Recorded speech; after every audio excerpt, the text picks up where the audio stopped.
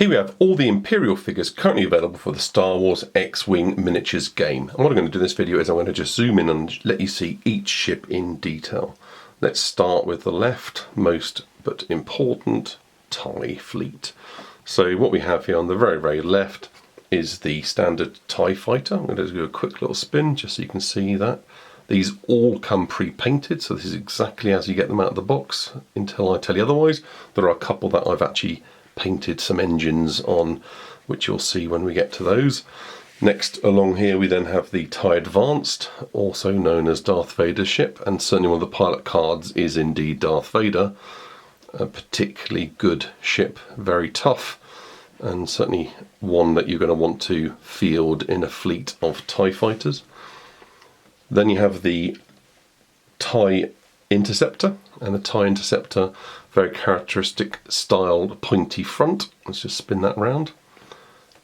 More manoeuvrable than the standard TIE fighter, particularly good in dogfights.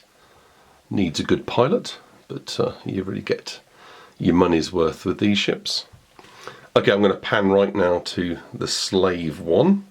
So this ship is one of my favourites. It's a very peculiar, quite unique design ship.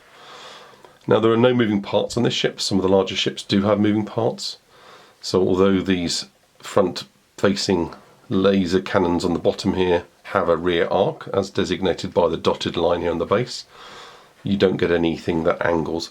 Now I'm going to zoom in a little bit here on the rear engines because as you can see I've actually painted these, so out of the box they don't come quite as colourful as this, but as you can see all I've done there is basically, you've got to do this backwards, but you've got a white, then a yellow, then an orange, and I've obviously flanged it around the actual portals, and those colours are as true as I could get based on various pictures on the internet, so do your own research if you're not happy with those colours.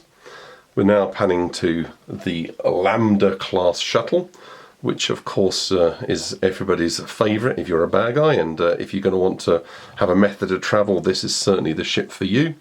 Now this ship does, I'm just going to move Slave out of the way a little bit, this ship does have some articulation points, so there it is straight on, and these side wings do indeed, and they come up independently, so I'm going to just do one just to show it to you, so I'm going to hold on to the top, and as you can see they do fold up.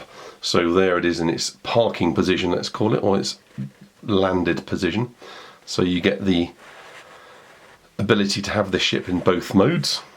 I'm going to just fold that one up as well. Now as you can see there's actually a little bit of gearing involved in the actual joints of those two external wings.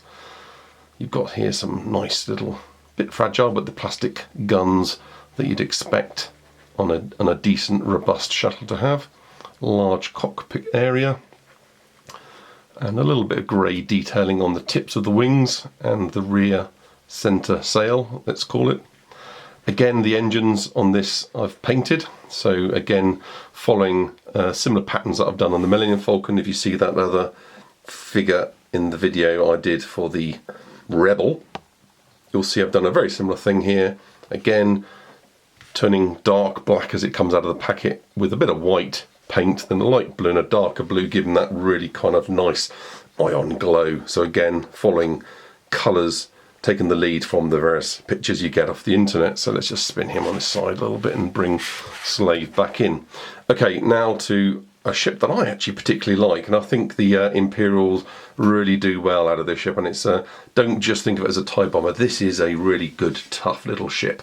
So here's the TIE bomber. It's obviously got the dual pod internal, one side for the pilot, one side for the engines and variously carrying compartments to carry all the various missiles and bombs that this thing can carry. It's a particularly tough ship, not the most manoeuvrable. Has wings similar to Darth's ship, so it looks very similar to the TIE Advanced, but obviously a different colour. This is far more blue than the other ships. Most of the ships are more grey, although the TIE Interceptor is a slight hint of blue going on, but nothing like the TIE Bomber. So quite a special ship, and I particularly like this one. It's one that I almost always field, and it gives you a little bit of staying power in the battles against the typically tougher Rebel ships. And last but not least, I'm going to zoom in. Although these are just two TIE Interceptors, they're the special Imperial Aces TIE Interceptors. Let's just zoom in a little bit here and we'll do a little spin once the camera's focused in sharp. And as you can see, they've got special paint jobs where you've got here the two types of Imperial Guard ships. So you've got on the left, you've got the red crimson coloured ships for the Royal Guard, and on the right you've then got the Sabre Squadron with their telltale stripes. Now that stripe actually is on the upper and lower part of the ship, just tilting it there so you can see it, because you can't see it very well from this angle. And let's do the same respect to the crimson coloured ship. Really nice colour, very clean, clear, crisp lines throughout. Particularly impressed with the paint jobs that these come out of the box. Certainly don't need any upgrade or enhancing in my view. And there you have it. So here are the Imperial ships as of March 2014. Obviously there are going to be some future expansions coming up.